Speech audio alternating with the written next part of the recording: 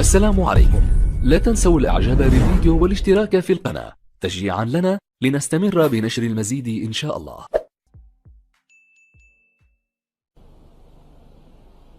Many people say that if Almighty God can do anything and everything, why can't He become a human being?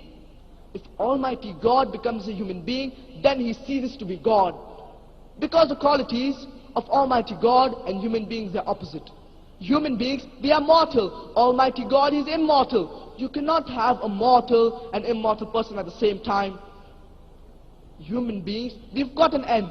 Almighty God, He's got no end. You cannot have a person with an end and no end at the same time. Human beings, we've got a beginning. Almighty God, He's got no beginning. You cannot have a person with no beginning and beginning at the same time. It's meaningless. It's like you telling me, I saw a tall short man. Either you can see a tall man or a short man or a medium man. It's like you telling me, I saw a fat thin man. Either you can see a fat man or a thin man. You cannot see a fat thin man. We human beings, we require to eat. Allah subhanahu wa ta'ala says in the glorious Quran, in Surah Anam, chapter number 6, verse number 14, وَهُوَ يُطْعِمُ وَلَا يُطْعَمُ. And He feeds, but He is not fed. We human beings, we require to sleep, we require to rest. Allah subhanahu wa ta'ala says in the glorious Quran, in Surah Baqarah, chapter number 2, verse number 255, الله لا إله إلا هو الحي القيوم لا تأخذه سنة ولا نوم له ما في السماوات وما في الأرض. That there is no God except Allah subhanahu wa ta'ala. No slumber can seize Him, nor does He require to sleep. All that is in the heavens and the earth belongs to Him. If in the same argument that if Almighty God can do anything and everything, if Almighty God becomes a human being, then when you and I can become Almighty God. And why should we worship a human being just like you and I? If in the same argument, if Almighty God can do anything and everything, if we go a step further, Almighty God, He can even tell a lie, He can even make a mistake, He can even do injustice.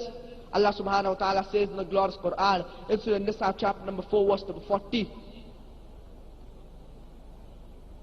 إِنَّ اللَّهَ لَا يَظْلِمُ مِثْقَالَ ذَرَّةٍ. Allah does not commit injustice even in the least bit. If in the same argument that Almighty God can do anything and everything, if we go a step further, that Almighty God, He can even tell a lie, He can even make a mistake, He can even forget. Allah subhanahu wa ta'ala says in the glorious Quran, in Surah Taha, chapter number 20, verse number 52, لا يضل ربي ولا ينسى. My Lord, He never forgets. Almighty God, He never forgets. لا يضل ربي ولا ينسى. Lord, He never forgets. So nowhere in the glorious Quran, Allah subhanahu wa ta'ala says that Allah can do anything and everything. What does He say? إِنَّ اللَّهَ عَلَى كُلِّ شَيْءٍ قَدِيرٌ. For verily, Allah hath power over everything. And it is mentioned several places in the glorious Quran. In Surah Baqarah, chapter number 2, verse number 106. In Surah Baqarah, chapter number 2, verse number 109. In Surah Baqarah, chapter number 2, verse number 284. In Surah Al Imran, chapter number 3, verse number 29. In Surah Nahl, chapter number 16, verse number 77. And in Surah Fatir, chapter number 35, verse number 1. Inna Allah ala kulli shayin qadir. For verily, Allah hath power over all things.